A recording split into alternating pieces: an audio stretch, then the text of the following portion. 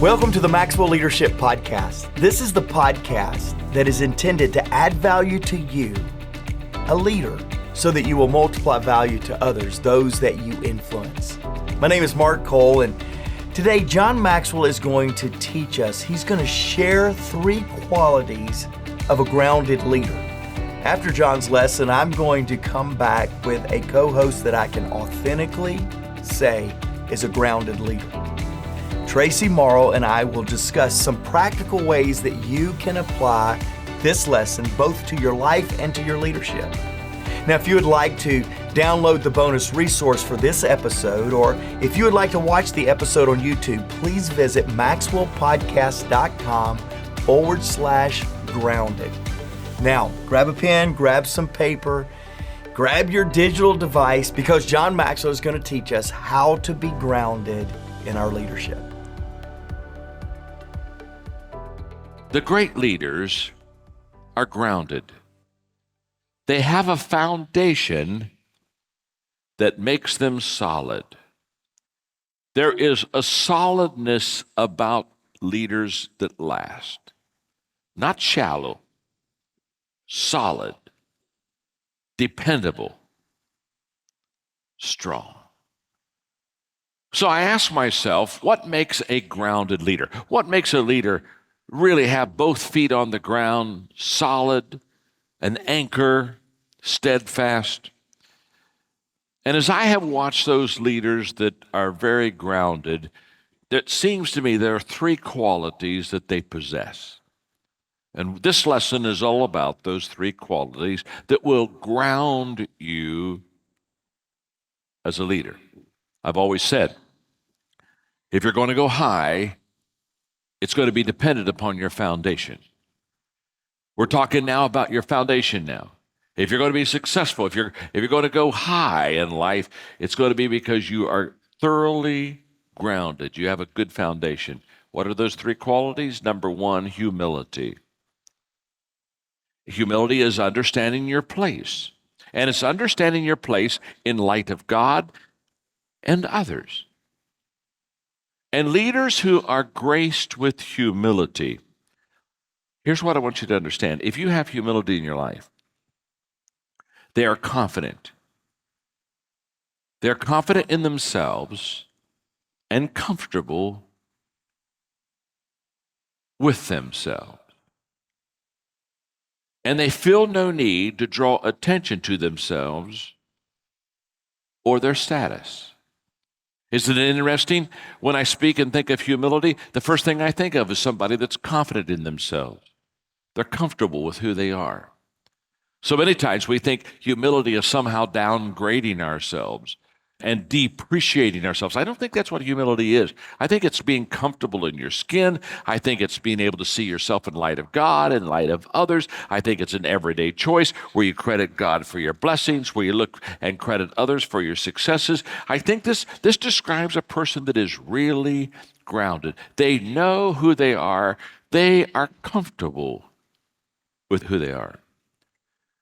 I think that people that are humble have a capacity. They have a capacity for self-awareness, and they have a capacity for criticism.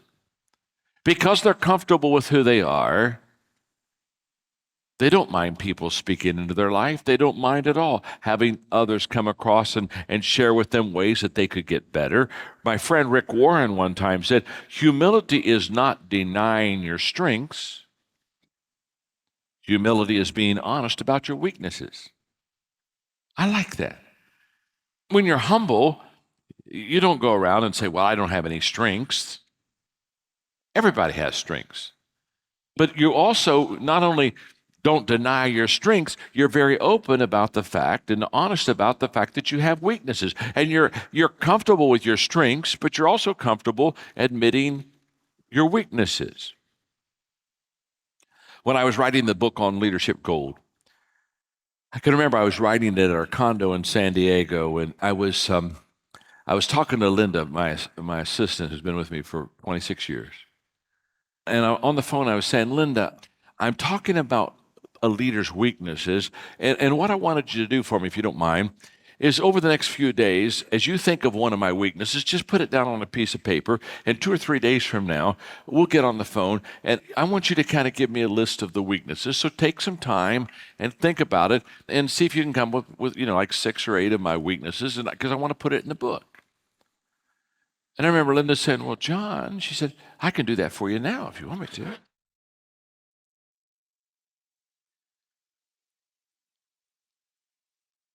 I said, what do you mean now? Well, she said, I mean, if you want me to share your weaknesses, she said, here, do you have a piece of paper? Here, just let me give them to you now. She said, I don't need 3 days to think about this. She says, I already know them. In fact, she said, here comes David down the hall right now. You want me to get him to give you some too? I mean, and I'm on the other line. I'm saying, oh, what you mean now? You mean you just like right now can give me my weaknesses now? You seem so ready. Oh, she says, yeah. She said, I can hardly wait. Yeah. Here, just write them down. And now, I said, Linda, even if you know them, can't you say, I'll really think about that? We just had a big laugh. You know why we had a big laugh? She knows my weaknesses. I mean, I love these leaders who somehow try to hide their weaknesses or say, well, you know what I mean? I just don't let them see you flinch, never, be strong. Hello, get a life. You realize they talk about you every day. And a person that has humility, they're comfortable with their weaknesses. They're comfortable to talk about it. Now, they want to fix them. They want to get better, don't they? But they don't deny them. A person that has humility, another thing I notice about them is that they revel in the accomplishments and the potential of others. They get real excited about your future. They get real excited about what you're accomplishing. Another thing about people that have humility in their life is they enable, they empower others to shine. So grounded people are humble. Number 2, they are authentic. They're authentic. And authenticity means being comfortable in your own skin. In fact, Mark Batterson, he's a good man to read after. Mark Batterson's quote in here is one of my favorite new quotes that I've gotten over the last few months. Authenticity is the new authority in leadership. That's terrific. If you're authentic, it carries with it a moral authority that allows you to lead in an entirely new dimension. I made some decisions that I just quickly want to give you. I made a decision very young in my life that only teach what I believe. And that was a major decision for me. That decision gave me passion. So when I would speak with passion because the only thing I was speaking on was things that I believed. I also said I'm only going to teach what I experience. If I haven't experienced it, don't think I'll teach it. That gave me confidence. And I'm only going to teach what I live. That gave me authenticity. The other day, I briefly mentioned the success gap. The success gap is the gap between successful people and those who are not successful. And this is a gap that happens. It happens whether a successful person wants it to happen or not. And the success question is, do you want to have fans or do you want to have friends? If you want to have fans, you'll encourage and try to widen that success gap. If you want to have friends, you'll do everything in your power to narrow that success gap. So, let's look at the columns and just fill in the blanks quickly. Fans, if you want fans, you encourage the gap. If you want friends, you discourage the gap. If you want fans, you're going to be me-focused. If you want friends, you're going to be other-focused. If you want fans, you want to stay above the crowd. If you want friends, you want to walk among the crowd. If you want fans, you're going to be concerned about your image. If you want friends, you're going to be concerned about integrity. People that want fans, they take themselves seriously. People that want friends, they laugh at themselves. Or my saying is, you might as well laugh at yourself. Everyone else is. So let's review. We're talking about the leader that is grounded, solid. The three qualities of a grounded leader. Number one is humility, understanding your place in the light of God and others. Number two is authenticity, being comfortable in your own skin. Number three is calling. When you have a calling, you have a purpose that is bigger than you. Now, the word calling is a mystical word, and so I want to talk about it just for a moment. First of all, I'm not sure everyone is called, okay? I'm not sure that they are. I think everyone is gifted. I'm not sure everyone is called. But when somebody presses me to kind of define calling, I define it this way. A calling is when your purpose, your why, is greater than you. If you are greater than your purpose, you don't have a calling, you have a career. Did you get that? If you're bigger than your purpose, you don't have a calling, you have a career. But if your purpose is bigger than you, you've got a calling. You don't have a career. And people talk to me a lot of times. They'll say, well, talk to me about the journey in your career. And I kind of look at them and say, well, I don't think I've ever had one. A calling. There's an organization or an event that I started, I don't know, maybe 14, 15 years ago for young leaders called Catalyst. It's become a pretty big event. It goes over the country and tens of thousands of people attend it. It's for young leaders. And they did a survey a few years ago at Catalyst with all these young leaders, and they found that only 1% of these young leaders, these kids, said that purpose was a defining leadership quality. When I read that survey, my heart sunk. Because I think purpose is the defining leadership quality. I think that the great leaders all have a why that is bigger than themselves.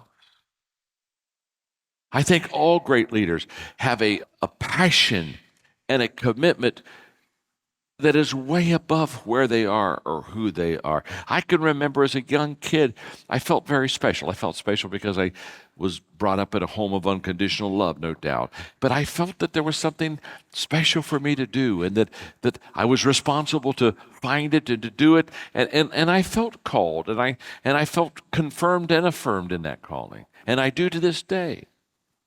So what's my calling? I want to add value to leaders who multiply value to others. And that's why when people ask me, am I going to retire? I look at them and say, no, I'm not going to retire. I can't. I don't have a career. I have a calling. My calling is to add value to leaders. My calling is to do what I'm doing today. There's nowhere else I would rather be than today. There's no place else. There's not another part of the world that I would rather be in today than right here in Orlando teaching you. There isn't anything I'd rather be doing this than playing golf. I'd rather be doing this. This is what I love. And I love this definition of work. Work isn't work unless you'd rather be doing something else. Is that stinking good? Work isn't work unless you'd rather be doing something else. And can I tell you something? I wouldn't rather be doing anything else. And so I'm not working. I have a calling. And leaders are grounded. That's how they feel about what they do.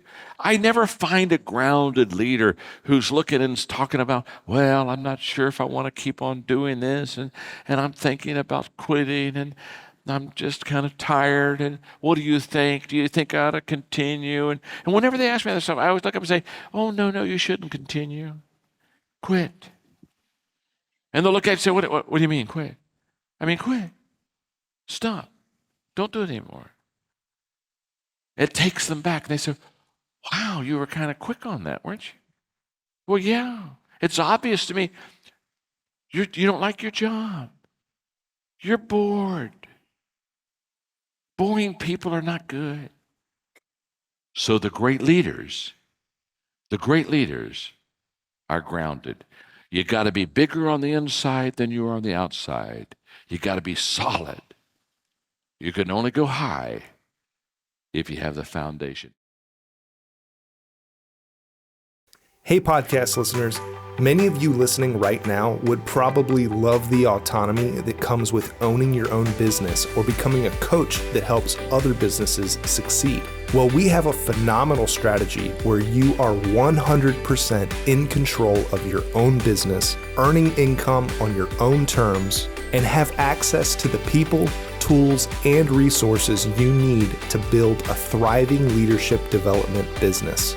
When you become a Maxwell Leadership Certified team member, you join a global community of entrepreneurs led by our expert team of mentors and faculty, including John C. Maxwell. You'll also get one of the top leadership certifications in the world next to your name, giving you the boost you need to get started. Visit us online at maxwellleadership.com/join the team to find out more.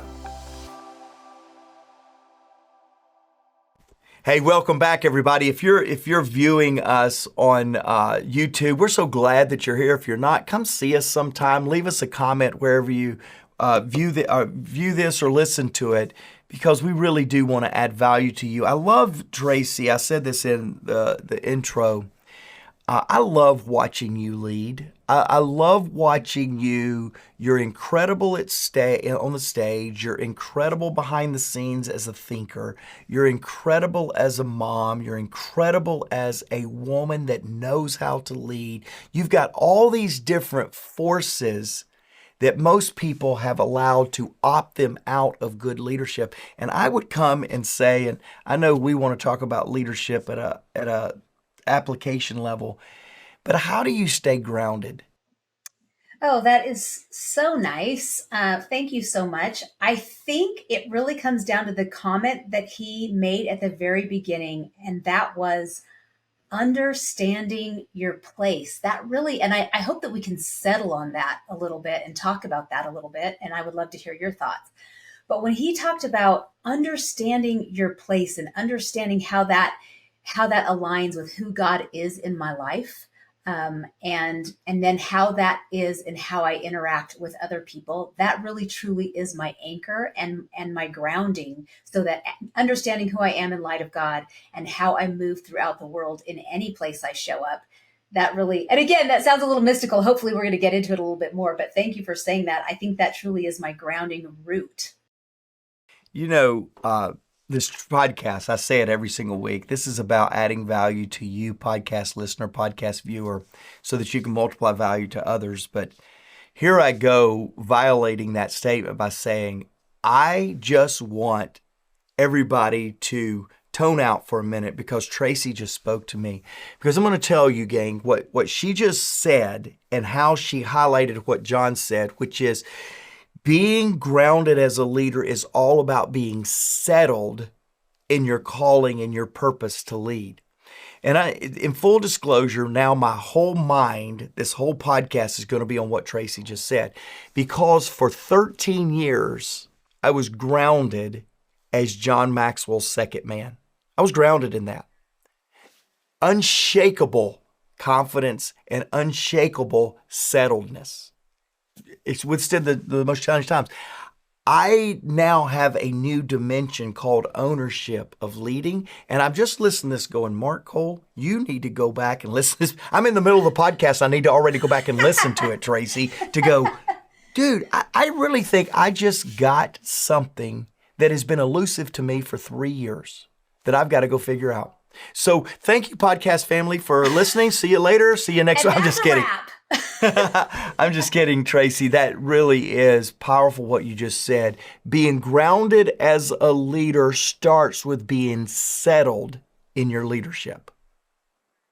And I'm gonna go work on that. Well, I think what he said was so powerful. If you're going to go high in life, it's going to be because you are thoroughly grounded. And I think that doesn't matter whether you're in your 50s like us, or you could be a teenager listening to this. No matter where you are in your leadership journey, just starting out or decades in, we can hear that with a fresh insight and analyze ourselves up to that statement to say, have I been whipped around by life's storms that have been hitting me? And maybe it's because my roots have been shallow. And maybe I need to grow some really deep roots to identify who I really am. Because John says we see other people not as they are, but as we are. So in our leadership journey, it might be just because of how we're viewing ourselves and really anchoring ourselves. So with that, we're off and running. We're off and running. But what I love about when he said understanding your place, I feel like that could be for some a triggering comment. But for me, it really was a grounding statement, because I believe that so many people get off track with understanding their place in this world and in their leadership. And John will often quote Coach Don Shula, football player, by saying it's the start that stops most people. And I think a lot of people, when they envision themselves as a leader, and I'm going to talk to you young leaders here for just a little bit. Maybe when you're starting out, I just had a conversation with my son, Bradley. He's 18. He is a senior in high school. I know that your Macy is a senior in high school. And he had a word spoken over him. He went away for a church retreat, and he came back and had a word spoken over him that he's a leader. And he came back and he said to me, Mom, I'm not like a typical leader, because he's introverted. And he said, I'm quiet. I'm not loud. My leadership is more introverted. It's more quiet. And I just said to him, I think what you're thinking of as a leader is off track. I think you're thinking of a leader as loud and boisterous, and that's not what leadership is. Remember what John says, leadership is influence, nothing more, nothing less. And influence can be quiet and steady. And so when John says, if you're going to go high, you need to be thoroughly grounded. I think young leaders and maybe older leaders want a higher place. They want to be higher than where they are. They want to be higher than others, maybe bigger than others, louder than others. Talk about, Mark, the conversations, maybe behind the curtain conversations you've had with John and maybe with yourself, to those young leaders or maybe older leaders in their 30s, 40s, 50s like us, who had a wrong vision about leadership. If they want to go high, they thought they had to be higher than others rather than grounding themselves in some humility that John talked about. What are some things that John has talked to you about humility, or things that you say to yourself to really ground yourself in humility, not to go higher than others, but to come alongside of them and walk slowly through the crowd with them? I think the way I say it, and it won't be new to our podcast regular listeners, is you have to be bigger on the inside than the outside. There has to be this grounding. It's why you quoted John, but he finished his teaching today with this statement: you can only go high if you have a good foundation. That's bigger on the inside than the outside. That's this concept that you can have a perspective of leadership. And what I've found is leadership, like you told your son, leadership is not about your personality, about your disposition. It's not. Those things accelerate your effectiveness as leaders, no doubt. We see a lot of leaders that have the woo, they have the charisma. We absolutely see that. But some of the best leaders are leaders that their voice has very rarely been heard. And I think it comes then about something much bigger than that. And that is how settled, we started the whole conversation talking about that. How strong are you on the inside so that you can lead effectively for the longest period of time on the outside? I tell the story about when I was 5 years old. I loved to tell people what to do. I loved it. I really did. I loved as the baby of 5. I loved telling people what to do, and I loved it even more when they would listen. Well, that's a 5-year-old demonstration of wanting to use his voice to move people, to influence people. I didn't know that. I didn't know that as a 5-year-old. I didn't know it as a 10-year-old, 15-year-old. It was 18 years old. I read the book, Developing the Leader Within You, and I went, oh, I like leadership. I want to be a leader. And then I went through life circumstances, as we've all talked about many times on the podcast. And then I come into John's organization saying, I want nothing to do with leadership. Thank you very much. Made 2 vows, Traci. I don't want to lead ever again. I don't want to lead people. I lost my one chance to do that. And I don't want a significant relationship again. I don't qualify for those anymore. And I swore those 2 things off, and this environment actually just uncovered the gift that was in me that still needed to be let out, and that is to lead.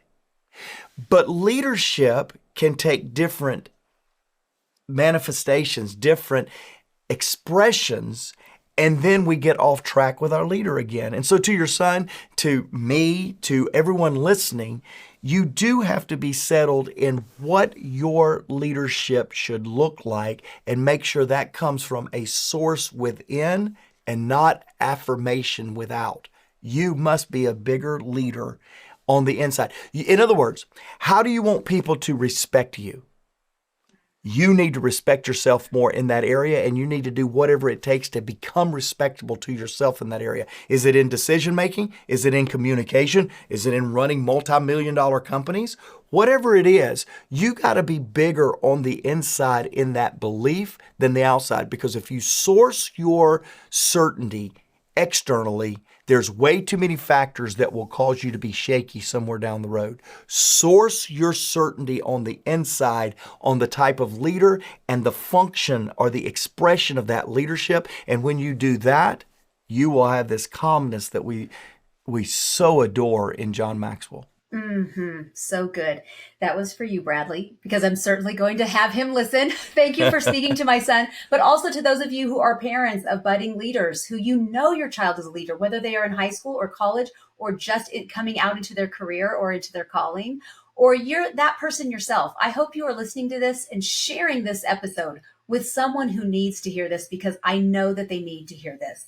Okay, so number 2 was authenticity, and that was a great one. I want to get to number 3 because our time is short, but I do want to just highlight the fact that list. I hope you print out our bonus resource, because John gives the list of fans and friends. In today's language, that might be followers and friends with social media, but gosh, if you just look, print it out. Sometimes for those of you who are visual, if you see the difference between the list of fans and friends or followers and friends, social media sets us up and encourages the gap for us to have fans or followers rather than friends, and take it from our mentor, John Maxwell, to go for the list of friends rather than fans and followers. So I just wanted to highlight that for those of you who are listening.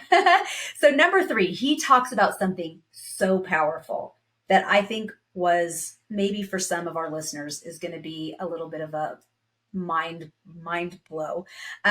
If you're bigger than your purpose, that's a career. If your purpose is bigger than you, that is a calling. So I'm curious, Mark, what would you tell us is your calling? Because John shares us what his calling is, to add value to leaders who multiply value to others. What is Mark Cole's calling? And then the second follow-up question to that, once you share that with us, is were you ever pursuing a career that turned into a calling? Or were you somebody, because I can't help but think our listeners might be listening and thinking, oh shoot, I'm in a career. What if I'm not in a calling? Did you pursue a career that turned into a calling and or you stumbled upon it? Or were you always pursuing a calling? Yeah, so first let me say this about calling, because you guys know It's this. confusing, maybe. Yeah, John said this on the podcast, that often people mystify the idea of a calling. And let me just kind of, again, debunk that for just a moment. John and I have a strong persuasion to our leadership lens that's founded in our faith. And so many of you know that. Many of you feel the same way as we do, but yet you wasn't pastors' kids like John and I who heard this stuff all the time. So I grew up calling. What's your calling? I never heard somebody say, what's your purpose? What's your purpose? What were you here for? Because we framed it in calling.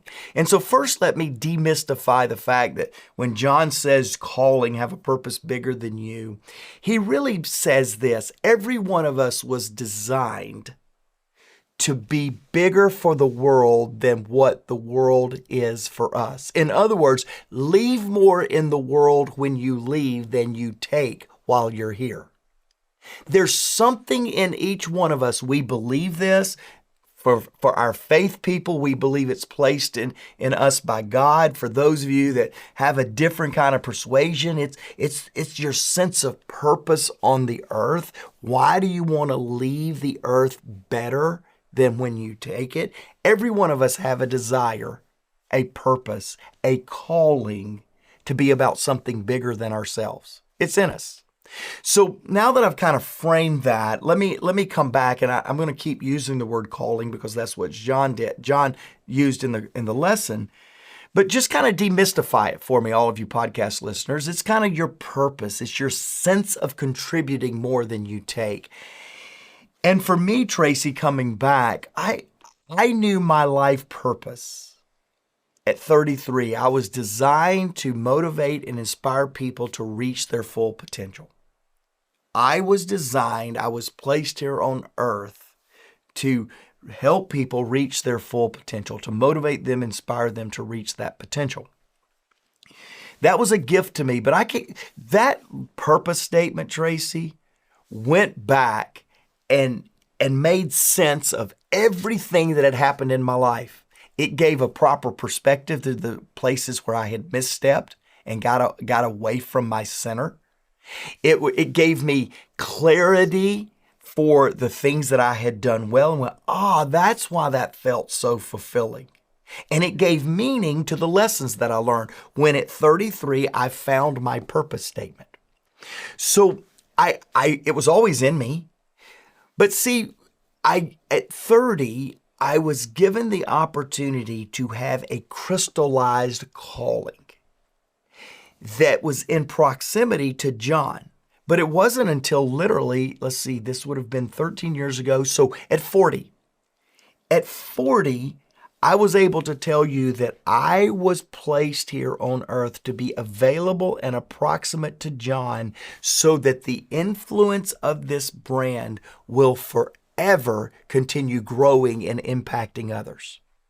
So when it was time to start a podcast, I went, absolutely. It's going to let me use my experience and my influence to impact literally now 40 million people, 40 million downloads. It was an easy decision. I didn't do it because there was going to be 40 million downloads. I would have done it if there would have been 2 downloads, because it was an ability to have an expression of what I've been given, John Maxwell's influence in my life, to motivate and inspire others. See, when we mystify calling and we wait for some buzzword rather than chasing the things that fulfill us that actually benefits others, not chasing the things that fulfill us that benefits ourselves. That's a drive. That's a sense of accomplishment. A sense of significance is when we do things that fulfill us that benefit others. And I can honestly say I'm very clear on my calling. My calling is a guide to me that makes sense of the past, gives clarity to the future, and gives hope for gives clarity to the present and gives hope to the future. That's because living in my calling will allow me to finish my life leaving it all on the field and making a difference for others. What did you say about something to the past? I'm writing that down in case they didn't catch it too. My calling, my life purpose, it actually makes sense of the past. It gives clarity on the things that I made a mistake on, a blunder on. It gives clarity to the present, and it gives hope to the future. So make sense of the past, clarity to the present, and hope to the future. That is so good. Okay, so we are at our time limit, but I just wanted to wrap up. So if somebody is listening to us and they are discovering that they're maybe in their career and they might be a little bit disappointed. One time I just wanted to share with you all, I spoke with John and I said, what if somebody is feeling like they don't maybe have something that Mark just described or that John described, where they don't feel like they've found a calling yet, or something where they feel like they're designed for something that feels bigger than them yet. And I just wanted to share one time what John shared with me. And that was, he said, and maybe you can expand on this, Mark. he just said, well, then continue to do what, creating your career, continue to pursue your career, and maybe find someone else who has found their calling and come alongside of them and be a part of that, maybe alongside of your career. So someone who you get excited about what they're doing. And that's maybe what we're doing here through Maxwell Leadership, being a part of the podcast and maybe coming alongside through our coaching, through the Maxwell Leadership Certified Coaching, and what we're doing through transformation in other countries, coming alongside of what John and now Mark is championing through transformation, through these values, and through helping other leaders kind of multiply value to others, coming alongside of that calling and being a part of that. It doesn't have to start with you, right, Mark? Like, it doesn't have to originate in your own mind. It can be something that's already happening, and you can join in as a part of it and be a part of a legacy, of a calling of somebody else, of John Maxwell, of Mark Cole's calling, and being a part of that. Yeah,